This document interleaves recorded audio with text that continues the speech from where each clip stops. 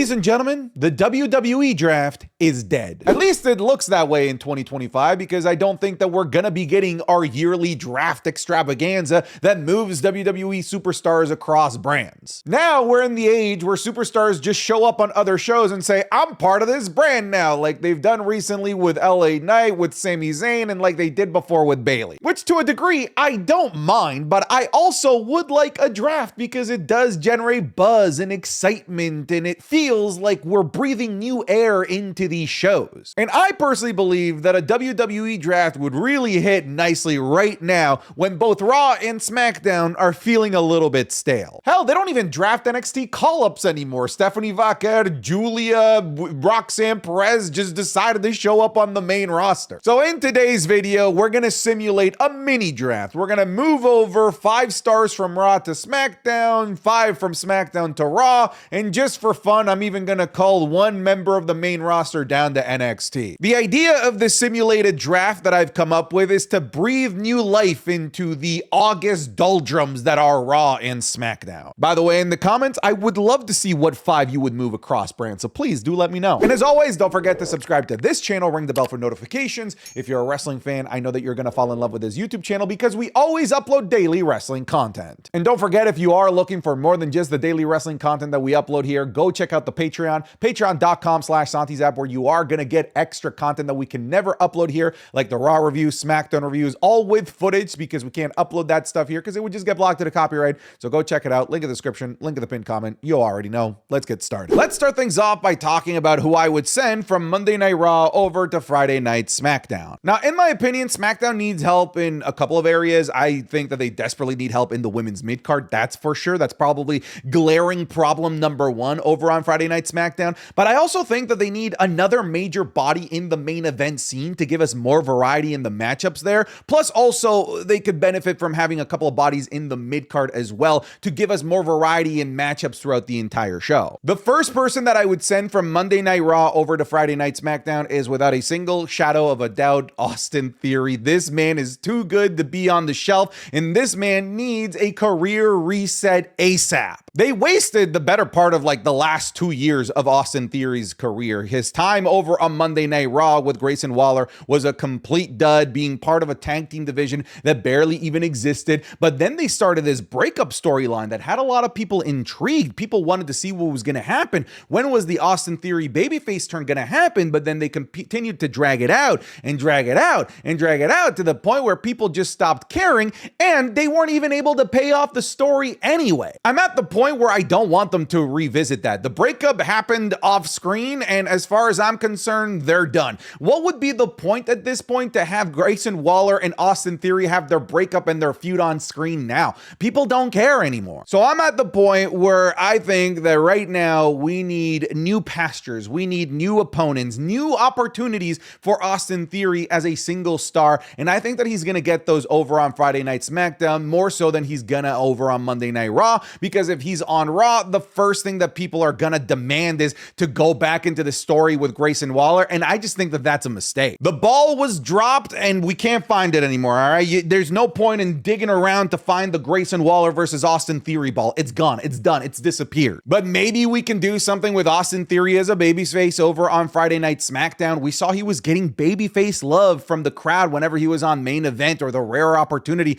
that he appeared on Monday Night Raw. I wouldn't mind seeing him go up after the Bloodline, or MFT, whatever you want to call him these days. A feud between him and Aleister Black would honestly be really refreshing at this point. And if you want to keep him as a heel, sure, why not? Maybe he can slot in and play a role similar to what Carmelo Hayes is playing over on Friday Night SmackDown. But I do think that having Austin Theory move over to Friday Night SmackDown does a couple of beneficial things. One, it's a career reset to Austin Theory, like we said, but it's a bunch of fresh matchups as well. Even though Theory was on SmackDown last year, he was part of the tag team division. Now having him as a single star on Friday Night SmackDown gives us fresh new matchups and feuds that we haven't been able to see since Austin Theory was a single star back in 2022. So I like this. I think this hits off a lot of check boxes.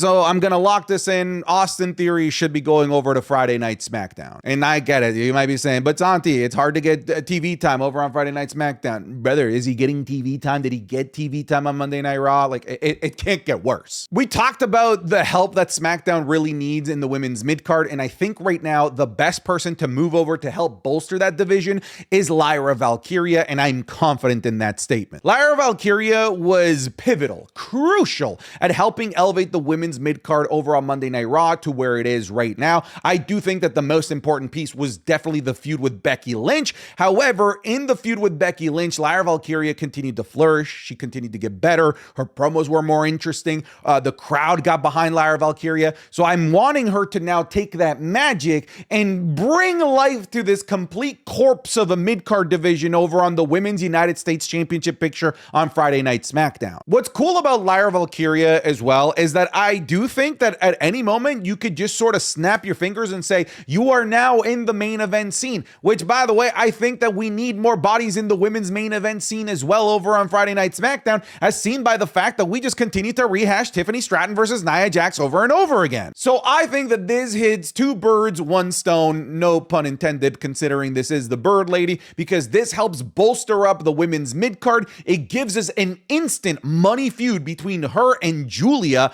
while also down the line giving us an opportunity to have another main eventer on Friday Night SmackDown, because meanwhile on Monday Night Raw, I think it's harder to crack that when you have people like Liv Morgan, Rhea Ripley, and Io Sky already in those positions. So adding Lyra from Raw to SmackDown helps the mid-card, helps the future of the main event, and because Lyra has never been on Friday Night SmackDown before, it gives us completely fresh new matchups and feuds that we can explore. To me, this is nothing but a win-win. On top of that, when I look at her run that's left over on Monday Night Raw, the next thing would be to go to the main event. But like I said, I feel like that's already such a tight-knit group over there. The WWE won't explore you at the moment unless your name is Liv, Rhea, or Io. And when it comes to the mid-card, well, Becky Lynch is holding the title, a title that Lyra Valkyria literally can't challenge for because they already handcuffed themselves to the stipulation that if Lyra lost at SummerSlam, she can never go back after the Intercontinental Championship so long as Becky Lynch is champion. So if you're done with the Becky Lynch feud, if you are having too much of a hard time putting her in the main event scene on Monday Night Raw, let's send her over to Friday Night SmackDown. Let's try something new. The War Raiders. Here's the thing. I mentioned different areas where the SmackDown show needs help. The tag team division is absolutely not one of those things. But just because the tag team division is already good, it doesn't mean that you can't tinker around with it. And when I look at the current teams that are in the SmackDown tag team division, I think that the War Raiders could have some banger matches with them. Listen, the War Raiders are a very good tag team. It just kind of goes by the wayside because the tag team division that they were a part of for such a long time on Monday Night Raw didn't exist basically. And they aren't good enough or charismatic enough to build the division around them. So you might as well put them in a division that doesn't need to be built, in a division that's already a living, breathing ecosystem. I really think that the War Raiders are going to benefit there because that was their problem on Monday Night Raw. They tried to make them the cornerstone of the tag team division, and that's just not the type of team that they are.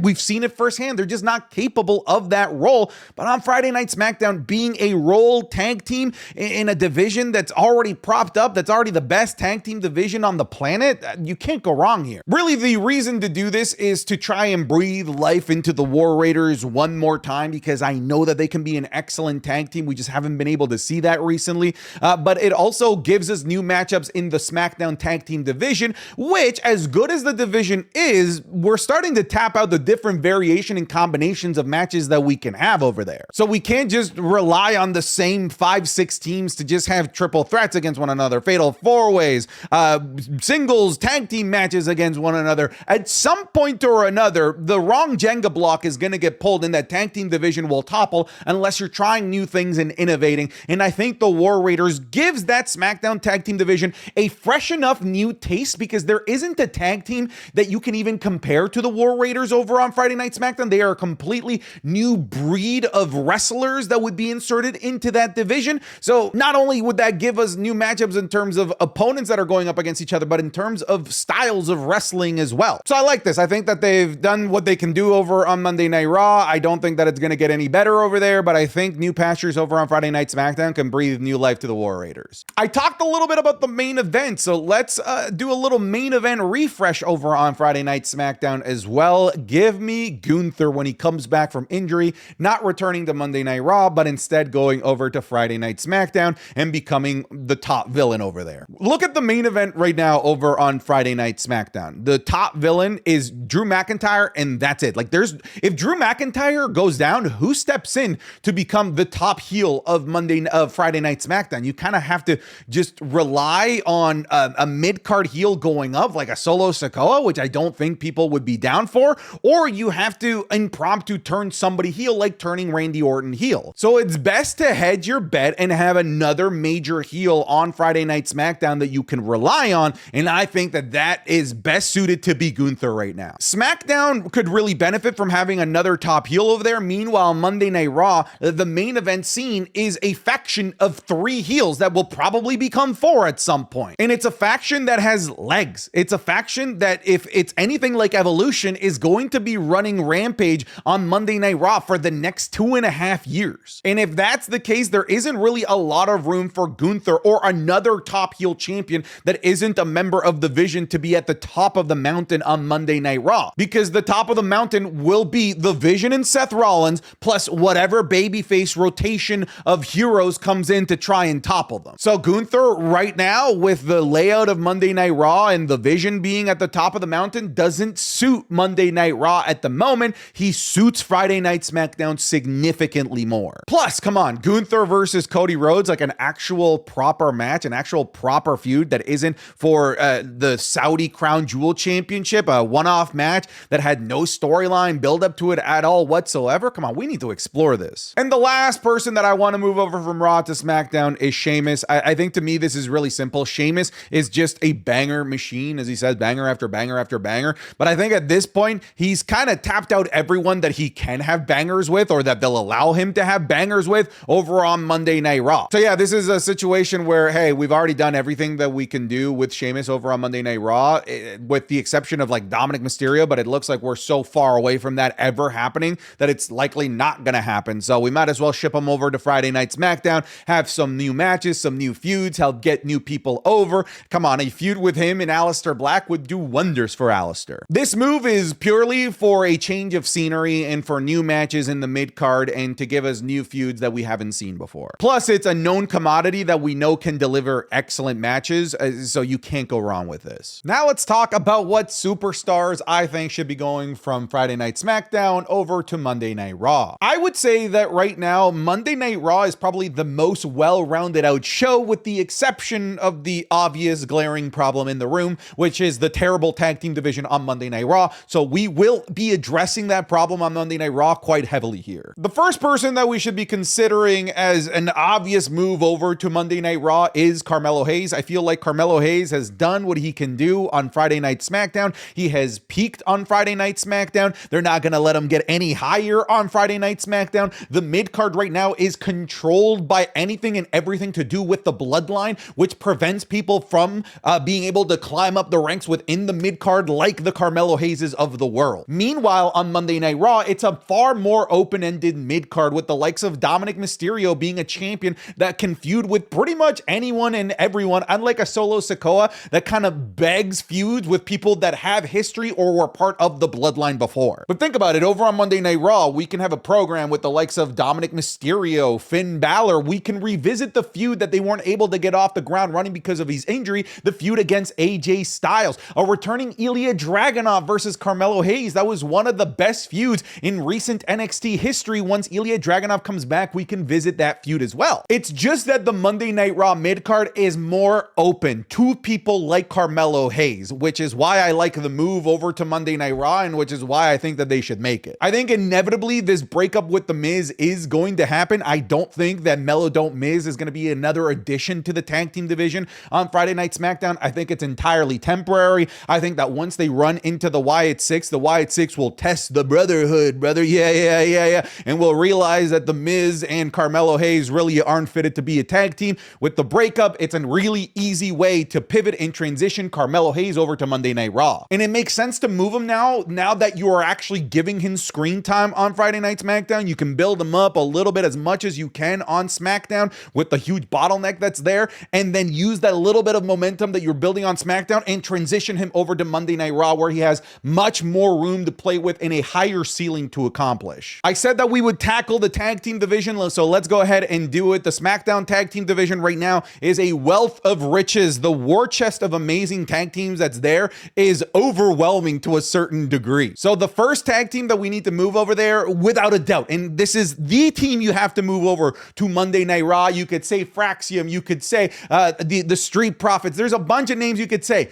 It's Motor City Machine Guns. Motor City Machine Guns are the ones that make the most sense. They were there when the SmackDown tag team division was just a primordial stew. They were like a huge catalyst and part of a massive reason as to why the SmackDown tag team division was able to be elevated to where it is today, because they were able to lean on veterans like Motor City Machine Guns to help build out that division and to help make other tag teams feel awesome and special. So because we've already seen Motor City help build out a tag team division on Friday Night SmackDown that didn't have a lot going for it, I think that you should just follow that blueprint and formula, move them over to Monday Night Raw and allow them to help be a prop point to help elevate the Raw tag team division that is just struggling massively right now. Let's not forget there's a dream match over there when it comes to the world of tag team wrestling. Motor City Machine Guns versus the New Day, by any and all accounts, is a freaking tag team dream match that we've yet to been able to actually explore yet. Here's another tag team that I think should go over there, but I'm cheating here, okay? This is a two birds, one stone type of situation.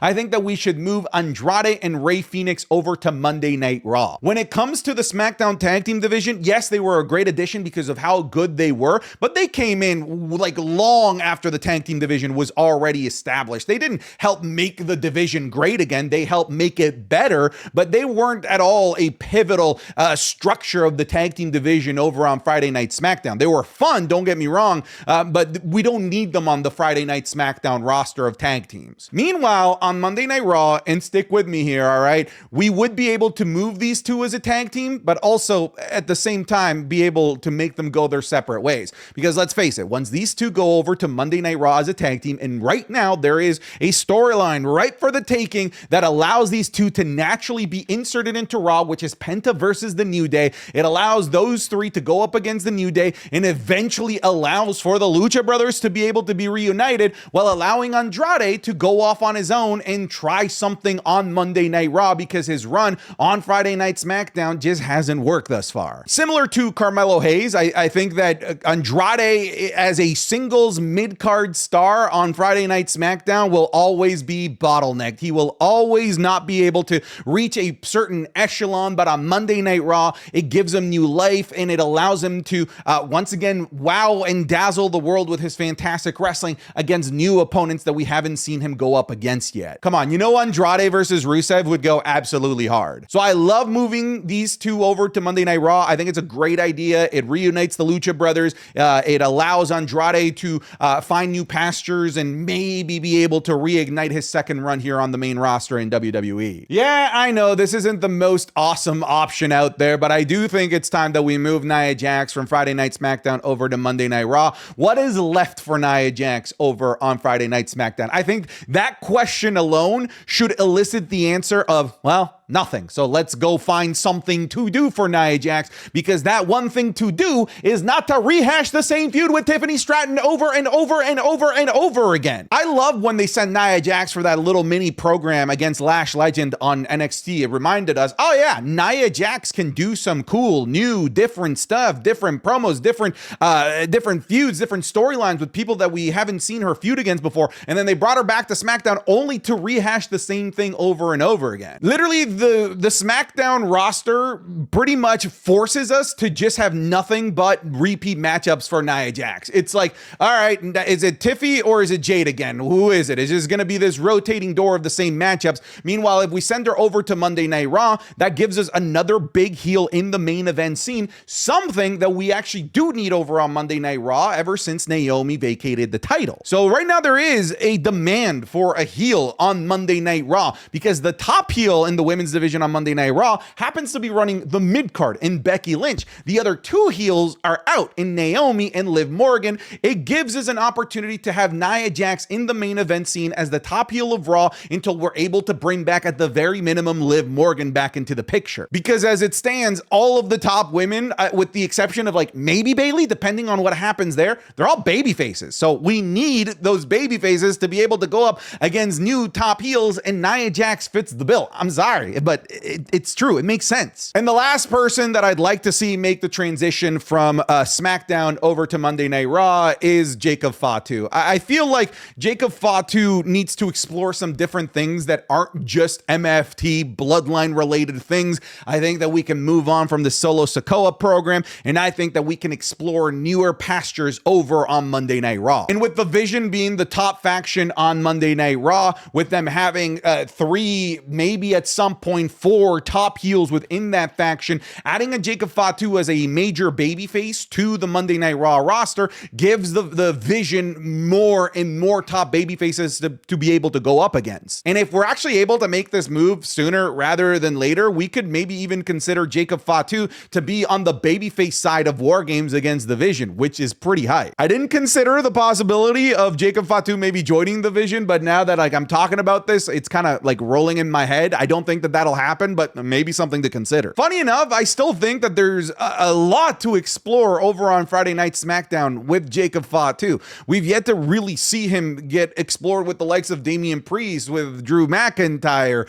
There are people that I would have loved to see Jacob Fatu go up against, but it looks like many of those opponents are going to be kind of locked away doing different things, like Drew McIntyre in the main event picture there for a while. And with Cody Rhodes as the top babyface of Friday Night SmackDown, it leaves little room for Jacob Fatu to be able to snag that brass ring and become the top babyface there. But I do think that on Monday Night Raw, when you have the likes of a really aging CM Punk, when you have, Jey Uso, LA Knight as like your top babyfaces there, having a Jacob Fatu, I think all of a sudden adds a big jolt of life to the top babyfaces on Monday Night Raw. Plus, come on, this brings us to the possibility of Jacob Fatu versus Braun Breaker. It makes that reality a lot more closer and possible. You know what? Just for fun, let's throw somebody in that should go down to NXT to have a program down there, maybe an extended run. This is probably the most obvious one. Shinsuke Nakamura should go down to NXT. Hell, they're about to do NXT Homecoming in a couple of weeks down